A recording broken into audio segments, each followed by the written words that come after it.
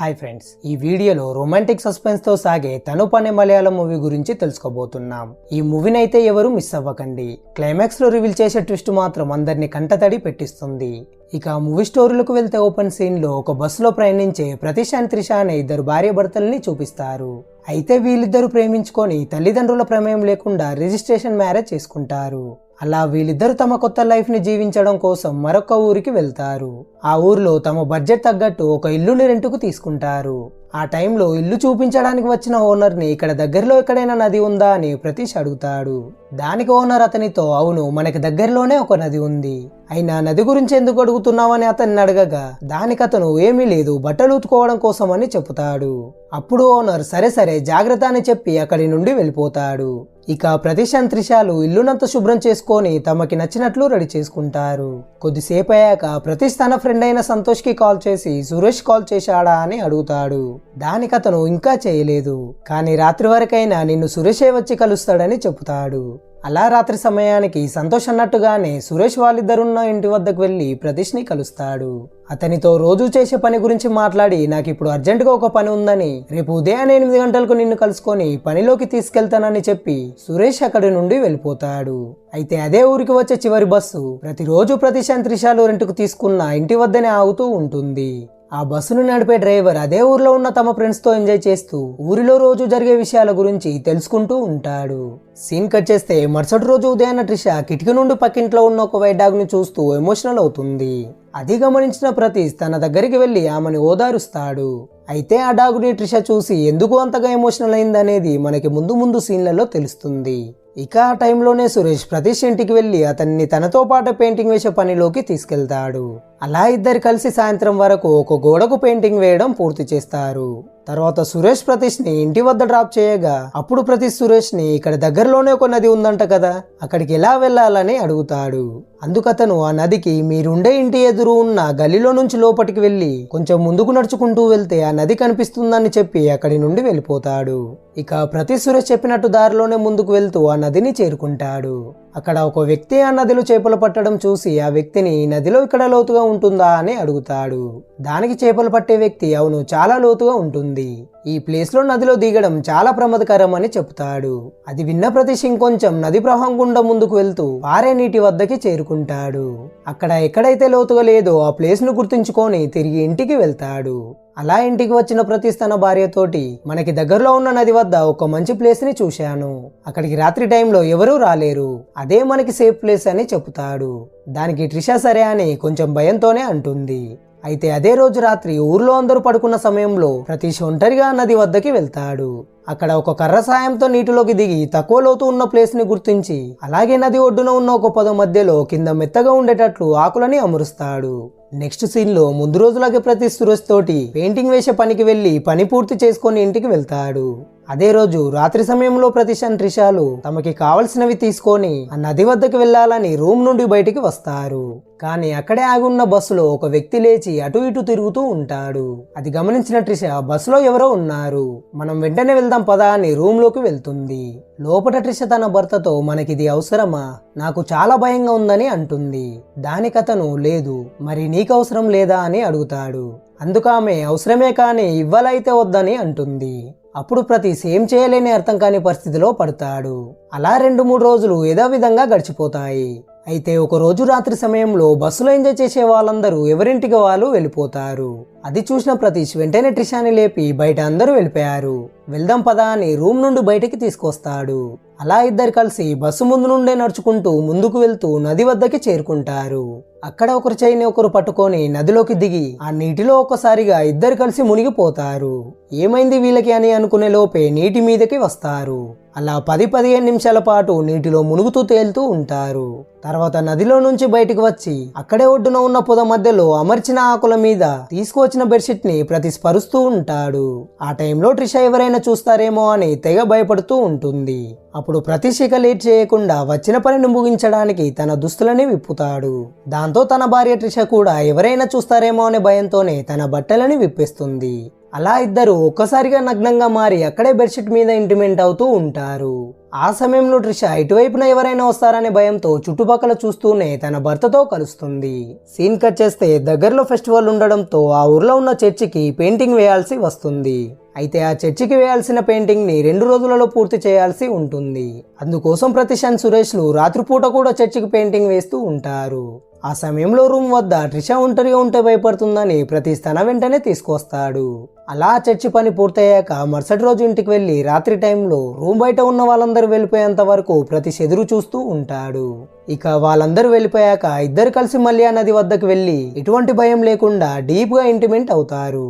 అసలు ఇక్కడ మనకి అర్థం కాని విషయం ఏంటిదంటే ఇద్దరు భార్యాభర్తలై ఉండి ఆ పని చేసుకోవడానికి నది వద్దకే ఎందుకు వెళ్లాల్సిన అవసరం వచ్చింది, ఈ విధంగా చేసుకోవడానికి అసలైన కారణం ఏమై ఉంటుంది అనే విషయాలు మనకి స్టోర్లో ముందుకు వెళ్ళిన కొద్దీ అర్థమవుతుంది. నెక్స్ట్ సీన్ లో ప్రతిష్ అండ్ ట్రిషాలు ఎప్పటిలాగే రాత్రి సమయంలో ఎవరు చూడట్లేదనుకొని నది వద్దకి బయలుదేరతారు. కానీ ఈసారి బస్సు క్లీనర్ ఆ టైంలో నిద్రలేచి అనుకోకుండా వాళ్ళిద్దరిని చూస్తాడు. అప్పుడు ఆ వ్యక్తి రాత్రి వేళలో వాళ్ళిద్దరు ఎక్కడికి వెళ్తున్నారని వాళ్ళని ఫాలో అయ్యి మొదటి నుండి చివరి దాకా వాళ్ళిద్దరు చేసుకునేది మొత్తం చూస్తాడు. జరిగిన ఈ సంఘటన గురించి మరుసటి రోజు రాత్రి బస్సులోకి తాగడానికి వచ్చిన తమ తోటి వారందరికీ చెప్పుతాడు.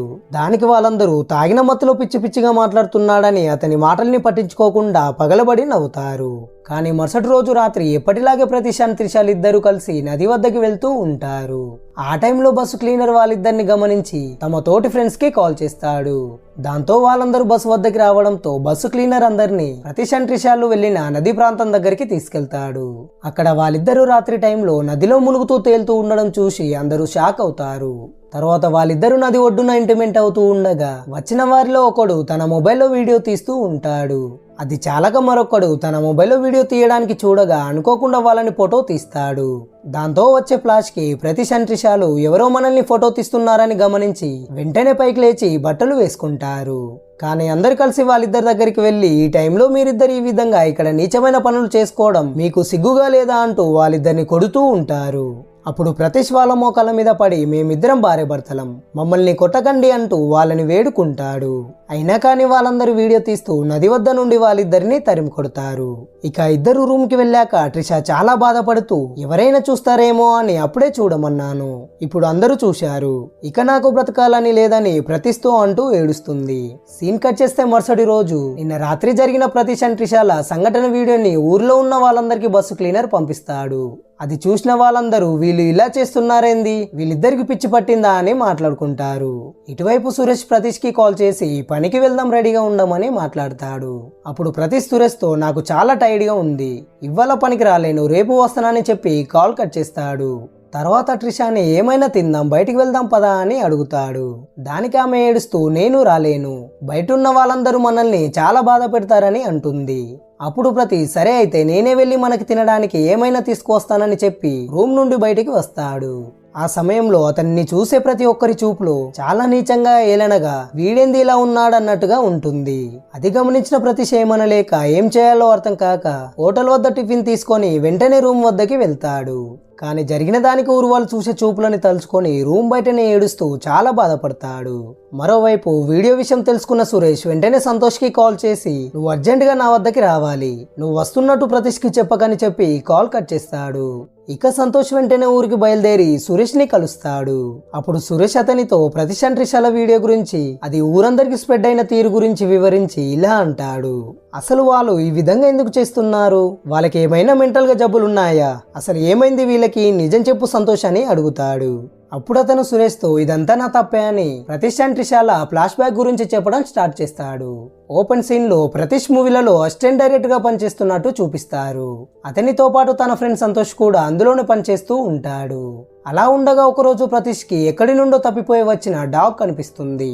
ఆ డాగ్ ని తన రూమ్ కి తీసుకెళ్లి చాలా జాగ్రత్తగా ప్రేమగా చూసుకుంటూ ఉంటాడు. మరోవైపు ట్రిషాని చూపిస్తారు.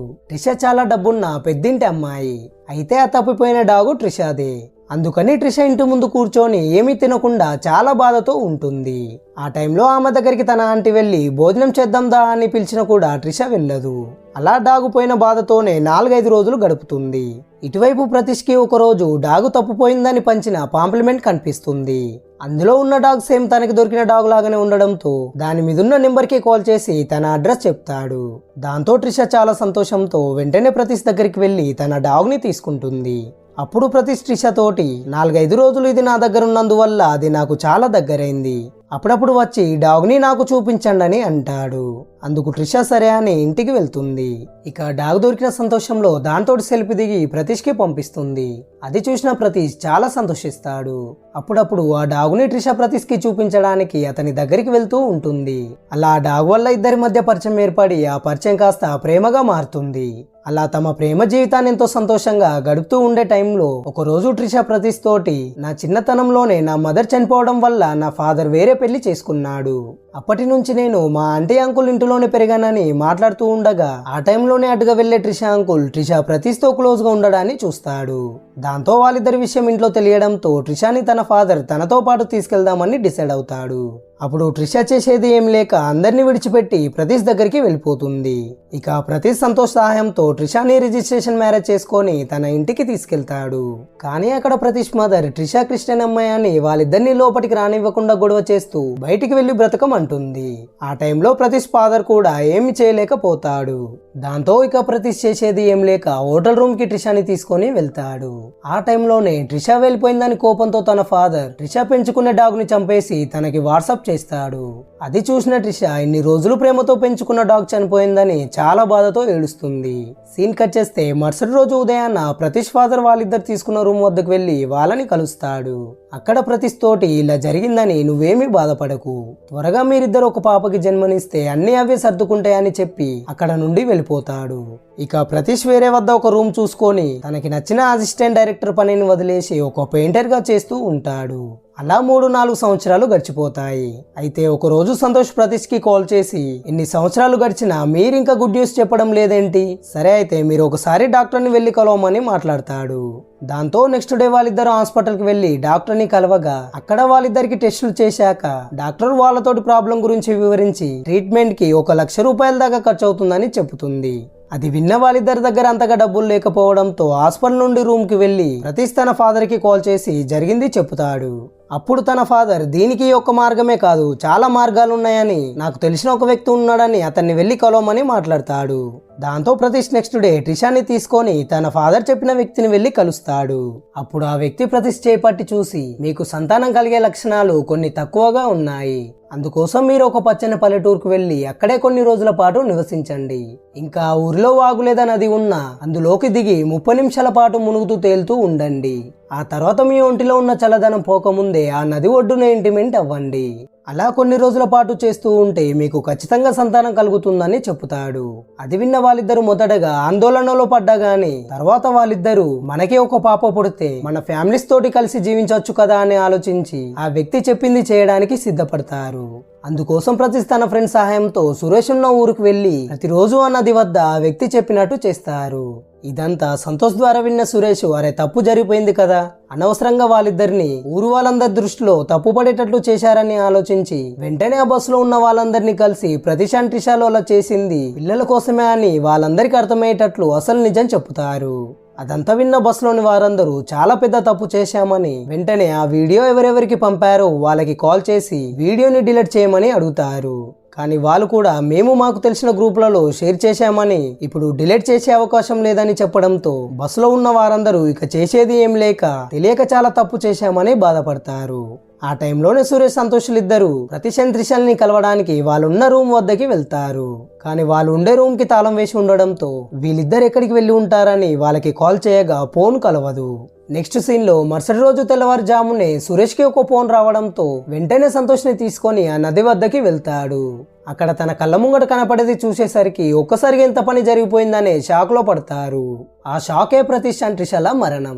జరిగిన దానికి సమాజంలో తల ఎత్తి ఎలా తిరగగలం, మేము అసలు ఏం పాపం చేశామని ఊరు వాళ్ళు మమ్మల్ని తప్పుగా చూశారు, పిల్లల కోసం మేము ఇలా చేయడమే మేము చేసిన తప్ప, రేపటి రోజు నుండి అందరి మధ్యలో మేమిద్దరం ఇలా బ్రతకగలం, ఇప్పుడున్న సమాజంలో మా ఇద్దరు బ్రతికే అర్హత లేకుండా చేశారని ఆలోచించి అదే నదిలో ఒకరి చెయ్యి ఒకరు గట్టిగా పట్టుకొని ముడి వేసుకొని మరి మునిగి చనిపోతారు.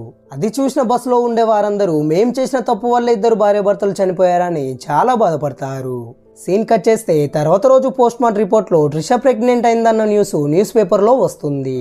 అది చదివిన ఊరి వాళ్ళు ఇప్పుడు ఎంత బాధపడ్డా జరగాల్సింది ఆల్రెడీ జరిపోయింది కదా అని బాధపడుతూనే ఒక్కసారిగా అందరూ ఆ ఇంటి వైపు చూస్తారు. ఇక ఫైనల్ గా వాళ్ళున్న రూమ్ ని చూపిస్తున్న ఈ సీన్ తోనే ఈ మూవీ ఎండ్ అవుతుంది. ఈ వీడియో మీకు నచ్చినట్లయితే ఒక లైక్ చేసి ఈ మూవీ మీద మీకు కలిగిన ఒపీనియన్ ని కామెంట్ చేయండి. మరిన్ని ఇటువంటి ఇంట్రెస్టింగ్ మూవీ స్టోరీల కోసం ఛానల్ ని సబ్స్క్రైబ్ చేసుకొని నోటిఫికేషన్ ఆల్ లో ఉంచుకోండి. Thanks for watching.